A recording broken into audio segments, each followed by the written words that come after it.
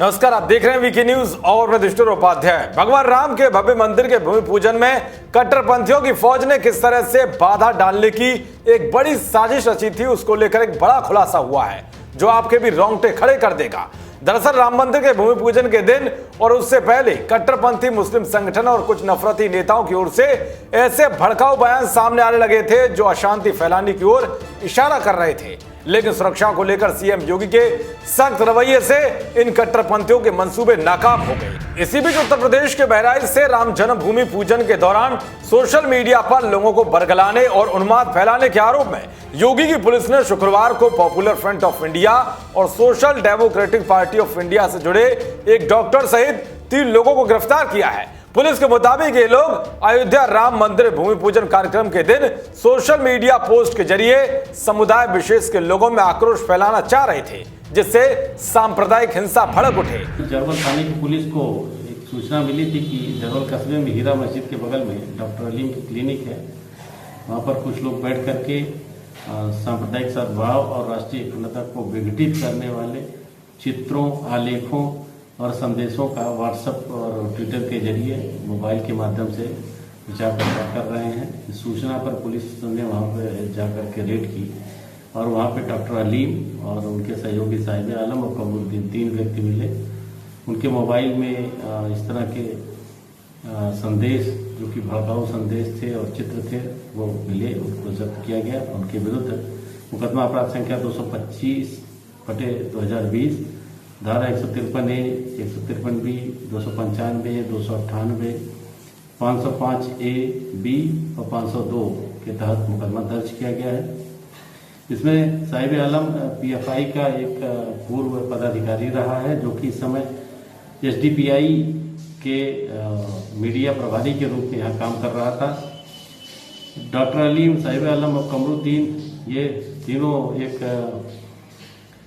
WhatsApp group से जुड़े हुए हैं जो कि SDPI का व्हाट्सएप ग्रुप है और ये संस्था इसका केरल से इसके तार जुड़े हुए हैं और ये संस्था विवादित एक्टिविटी में इन्वॉल्व है और इस तरह के कार्य उसके सामने आए हैं जो कि इनके तथ्यों के माध्यम से पता चला है।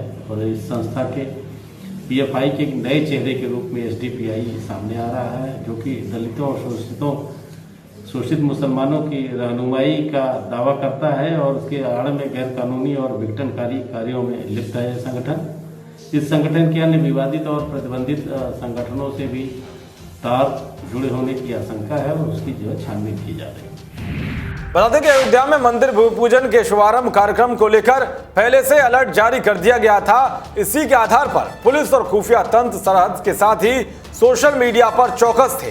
बुधवार को ट्विटर पर भूमि पूजन को बाधित करने के लिए सोशल मीडिया पोस्ट के जरिए उन्माद फैलाने की कोशिश शुरू की गई।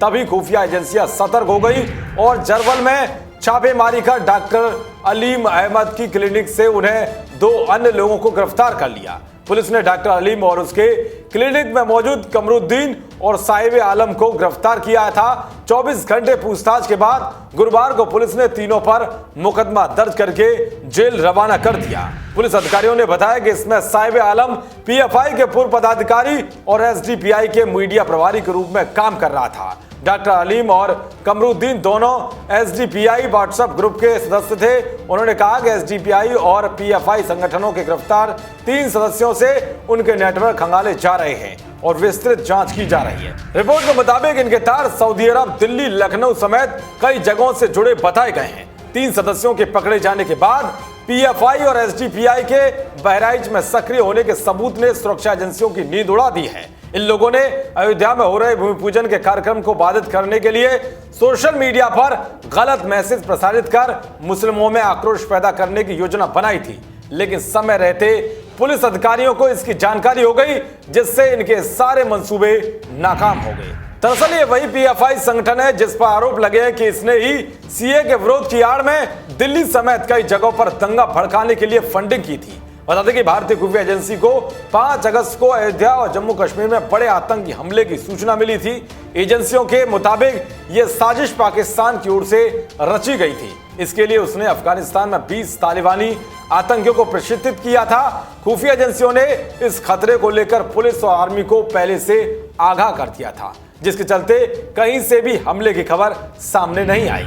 मगर देश में ही रहकर देश का नमक खाने वाले कुछ कट्टरपंथियों ने भूमि पूजन के दिन खूब जहर घोलते हुए उन्माद फैलाने की कोशिश की, लेकिन योगी सरकार की सक्रियता के चलते इनकी सारी प्लानिंग धरी की धरी रह गई। इसके अलावा अयोध्या में राम मंदिर के भूमि पूजन से पहले all India Muslim personal law board की ओर से भी भड़काऊ ट्वीट करते हुए कहा गया था कि बाबरी मस्जिद थी और हमेशा के लिए एक मस्जिद ही रहेगी। लेकिन जब हिंदू सेना ने इस संगठन पर केस किया तो इसकी सारी हकड़ी निकल गई और ट्वीट को डिलीट कर दिया। तो वे MIM के प्रमुख असदुद्दीन ओवैसी ने भी कहा था कि बाबरी मस्जिद थी, है और रहेगी। इन पर भी हिंदू सेना ने सौहार्द बिगाड़ने के आरोप में केस दर्ज करवाया है। इसके अलावा भूमि पूजन के एक दिन बाद ऑल इंडिया इमाम एसोसिएशन के मुखिया ने राम मंदिर पर भड़काऊ बयान दिया। मौलाना साजिद रशीदी ने राम मंदिर को तोड़ने की धमकी तक दे डाली, जिसके बाद बीजेपी नेता तजिंदर बग्गा ने मौलाना के खिलाफ FIR दर्ज कराई। यानी कि अब समझ सकते हैं कि राम मंदिर के निर्माण में बाधा डालने और हिंसा भड़काने के लिए कट्टरपंथियों ने किस तरह से साजिश रची थी, जिन पर अब एक्शन भी तेज हो गया है।